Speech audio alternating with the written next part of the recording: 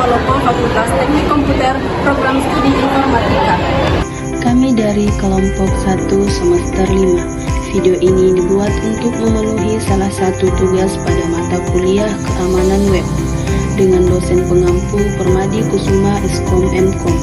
Kami dari kelompok 1 yang terdiri dari 5 anggota kelompok yang masing-masing bekerja sama untuk menyelesaikan tugas dengan judul materi analisis kerentanan web menggunakan OSF. Sebelum kami masuk ke pembahasan lebih lanjut, izinkan kami untuk memperkenalkan diri terlebih dahulu.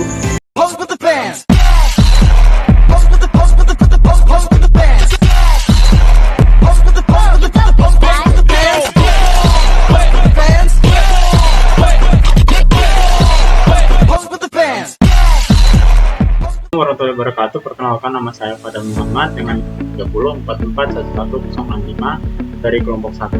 Ini pada praktikum yang saya jelaskan yaitu cara menginstal ZAP di Windows. Pertama, di kolom pencarian kita masukkan zapproxy.org/download/. Jika sudah menampilkan seperti ini, kita scroll ke bawah. Di sini ada Windows 64 installer. Jadi ada dua untuk penginstalan Windows-nya, yaitu ada Windows 64 dan Windows 32. Ini tergantung dari laptop kita.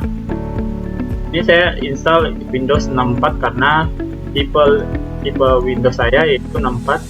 Jadi kita download.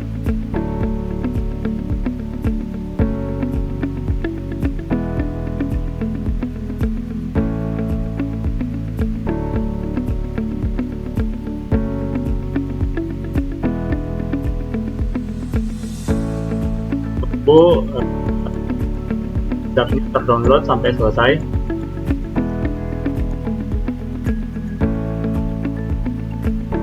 Nah, jika sudah terinstall seperti ini, kita buka WhatsApp installernya.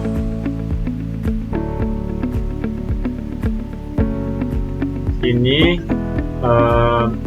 Zap meminta JavaScript yang minimal install di versi di atas 17. Itu kita install terlebih dahulu Java-nya.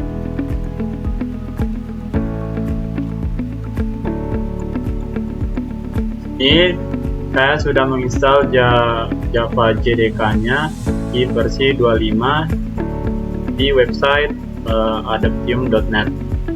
Jadi langsung saja kita buka ini Logout. Kita masuk ke directory,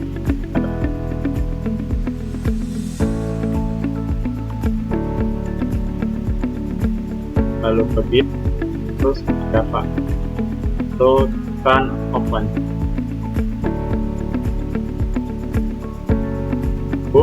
Sudah selesai.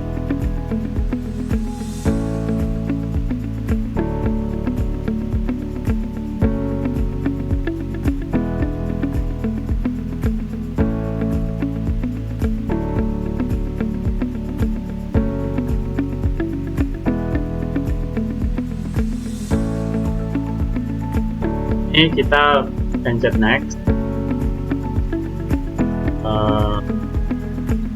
klik accept, lalu ketik next, lalu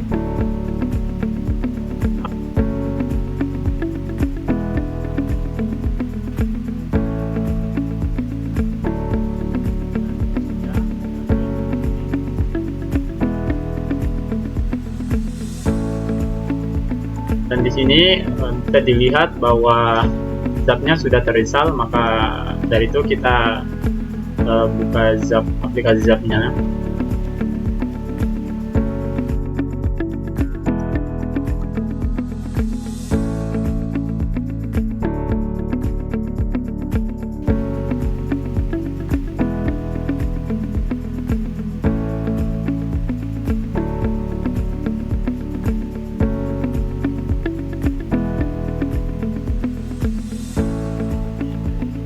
kita klik allow saja.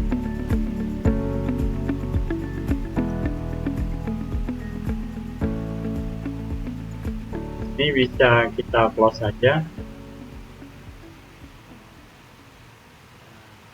Inilah tampilan aplikasi Zap yang sudah terinstall. Nah, untuk penentuan target yang kita gunakan dalam pemilihan adalah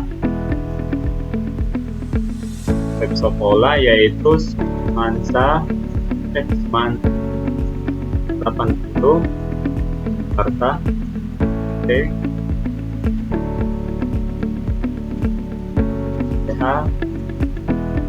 ID.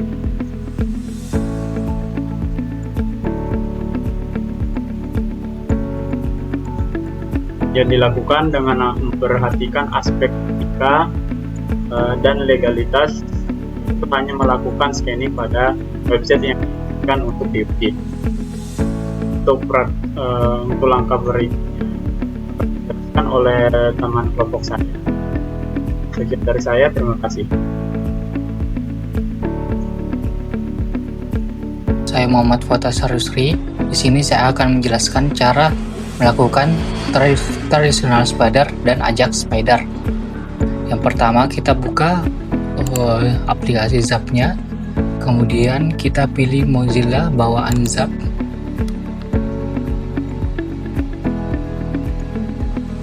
Setelah itu kita lakukan copy URL ke website yang kita targetkan.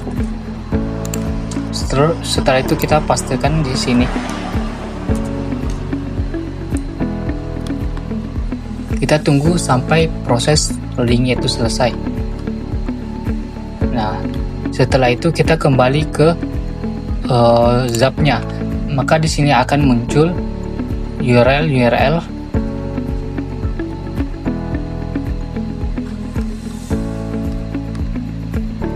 dari website yang kita masukkan ke Mozilla tadi.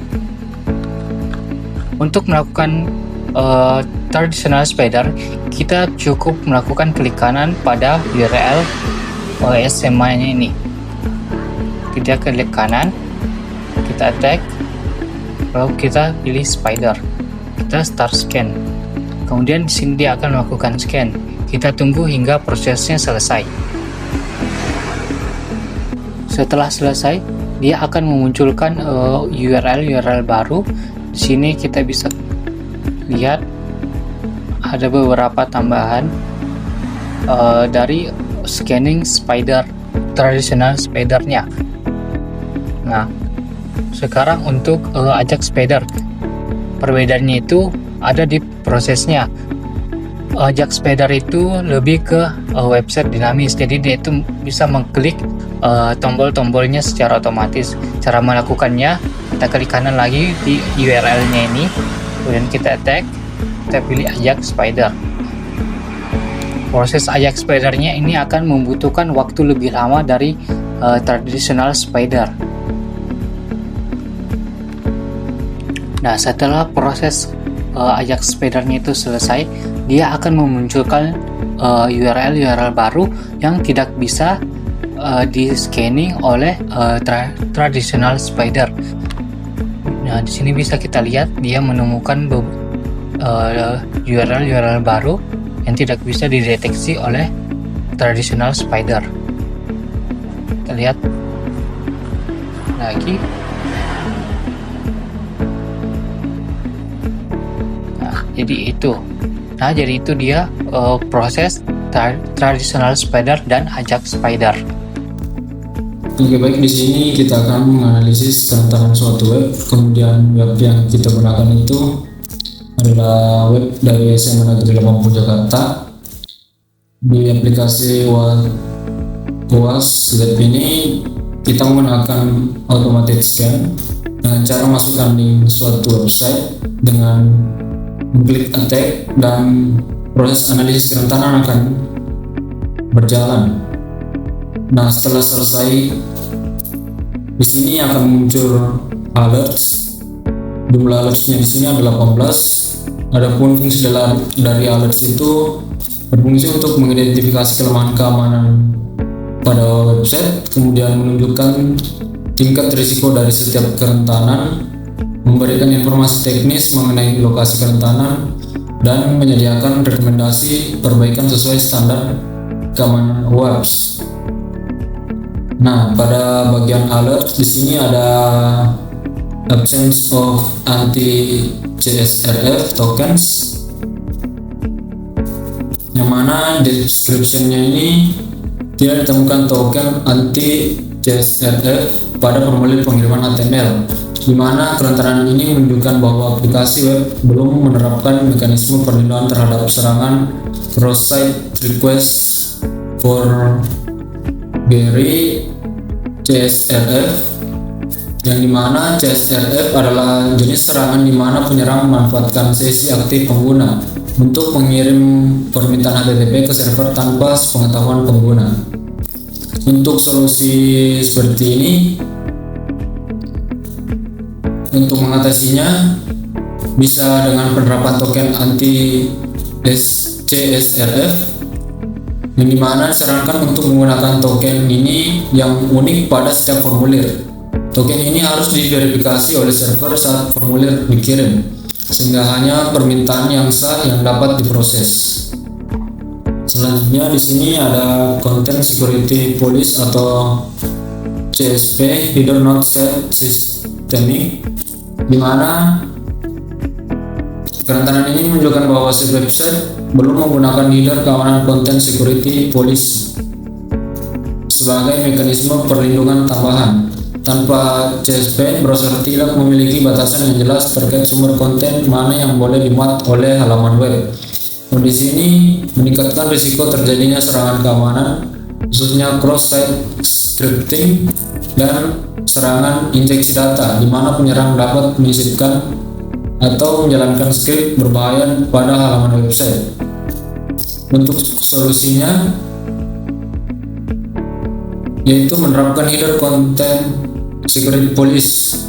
Seperti server web harus dikonfigurasi untuk menambahkan header content security pada setiap respon HTTP. Header ini digunakan untuk menentukan sumber konten yang diizinkan seperti JavaScript, CSS, gambar, font, dan media lainnya. Kemudian membatasi sumber konten. Membatasi pemuatan konten hanya dari sumber yang terpercaya, seperti domain internal website sendiri, sehingga browser akan otomatis memblokir konten dari sumber tidak sah.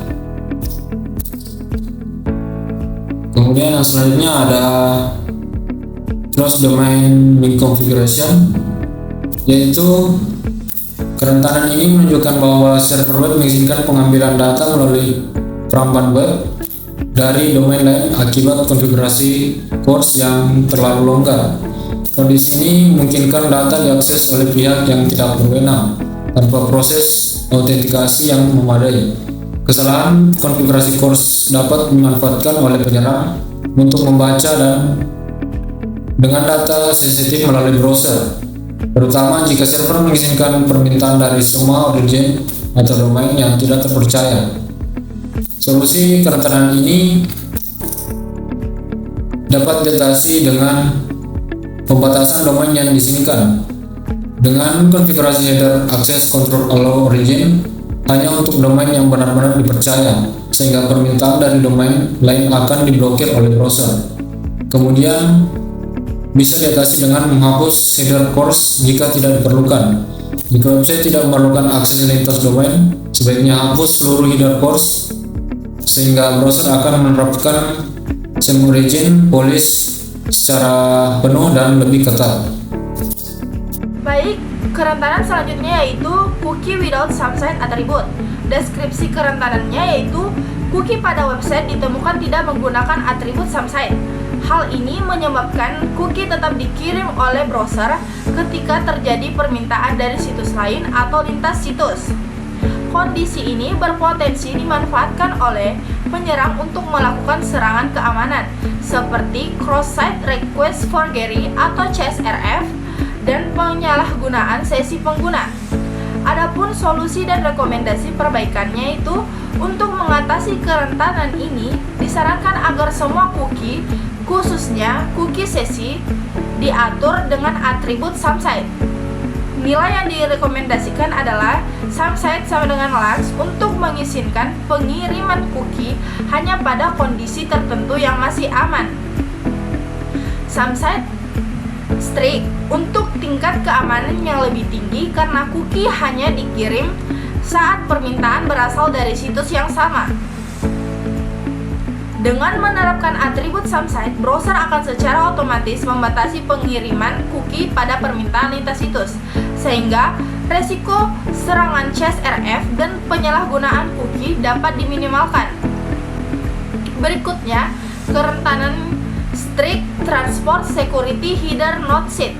Deskripsi kerentanannya yaitu HTTP Strict Transportation Security atau HSTS adalah mekanisme keamanan pada website yang berfungsi untuk memastikan bahwa seluruh komunikasi antara pengguna dan server dilakukan hanya melalui koneksi HTTPS yang aman.